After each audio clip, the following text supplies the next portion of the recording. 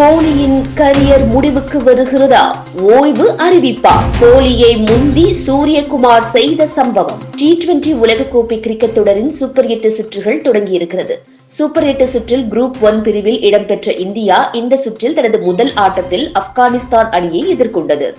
பர்படாஸ் நகரில் நடைபெற்றது. இந்த போட்டியில் டாஸில் வெற்றி பெற்ற இந்திய அணியின் கேப்டன் ரோஹித் சர்மா முதலில் தங்களது அணி பேட்டிங் செய்யும் என்று அறிவித்தார். அதனைத் தொடர்ந்து முதலில் விளையாடிய இந்திய அணியானது நிர்ணயிக்கப்பட்ட 20 ஓவர்களின் முடிவில் 8 விக்கெட்டுகளை இழந்து 181 ரன்களை குவித்தது. இந்திய அணியின் சார்பாக அதிகபட்சமாக சூரியகுமார் யாதவ் 53 ரன்களையும் ஹர்திக் பாண்டியா 32 ரன்களையும் குவித்து அசத்தினர்.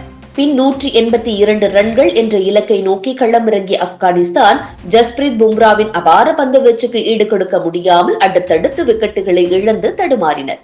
இந்தியாவின் பந்து வீச்சை சமாளிக்க முடியாமல் 134 ரன்களுக்கு ஆல் அவுட் ஆனது ஆப்கானிஸ்தான் அணி. இதன் மூலம் இந்திய அணி 47 ரன்கள் வித்தியாசத்தில் வெற்றி பெற்றது.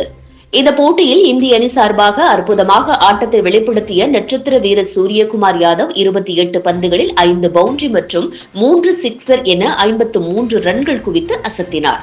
அதன் காரணமாக அவருக்கு ஆட்ட நாயகன் விருது வழங்கப்பட்டது.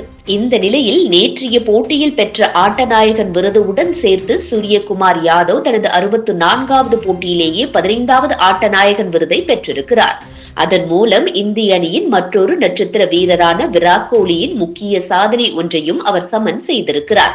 அதன்படி சர்வதேச கிரிக்கெட்டில் இதுவரை அதிக ஆட்டநாயகன் விருது வென்ற வீரர்களின் பட்டியலில் முதலிடத்தில் விராட் கோலி 120 இன்னிங்ஸில் 15 முறை ஆட்ட நாயகன் விருதினை வென்று முதலிடத்தில் இருந்தார். அந்த சாதனையை சூரியகுமார் யாதவ் தற்போது சமன் செய்திருக்கிறார். இந்த நிலையில்தான் T20 உலகக்கோப்பை தொடரில் இந்திய அணியின் நம்பிக்கை நட்சத்திரமான விராட் கோலி தடுமாறி வருகிறார். உலகக்கோப்பை லீக் சுற்றில் 3 போட்டிகளில் விளையாடி 5 ரன்கள் மட்டுமே எடுத்தார். நேற்றைய போட்டியில் 24 பந்துகளை எதிர்கொண்டு 24 ரன்கள் எடுத்தார். இந்த நிலையில்தான் T20 உலகக்கோப்பை போட்டிகளுக்கான தரவரிசை பட்டியல் வெளியிடப்பட்டிருக்கிறது. இதில் விராட் கோலி, ரோஹித் சர்மா ஆகியோர் பின்னடைவை சந்தித்துள்ளனர். ஆப்கானிஸ்தானுக்கு எதிரான போட்டியில் விராட் கோலி பேட்டிங்கில் அதிக ஸ்ட்ரைக் ரேட் ஆடவில்லை என்ற விமர்சனமும் எழுந்தது. அதற்கடுத்து அவர் ஃபீல்டிங் செய்த போதும் ஒரு எளிய கேட்ச் வாய்ப்பை நழுவ விட்டு அதிர்ச்சி அளித்தார். மோசமான ஃபார்ம் காரணமாக விராட் கோலியின் கிரிக்கெட் சகாப்தம் விரைவில் முடிவுக்கு வரும் என்று கிரிக்கெட் வட்டாரங்கள் தெரிவித்துள்ளன.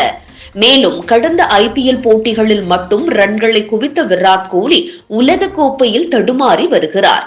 அவரின் இயல்பான ஆட்டத்தை வெளிப்படுத்த முடியாமல் தவித்து வருவதால் இந்த உலக கோப்பையுடன் ஓய்வு அறிவிக்க வாய்ப்பிருப்பதாகவே தெரிகிறது.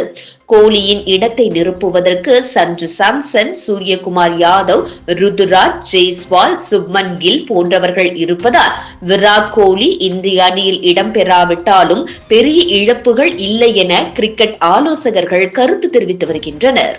இதுபோன்ற முக்கிய நிகழ்வுகள், அரசியல் தகவல்களை ஆழமாக மாறுபட்ட கோணத்திலும் அறிந்து கொள்ள மறக்காமல் பாரத் மெயில் 24 பக்கத்தை பின்பற்றிக் கொள்ளுங்கள்.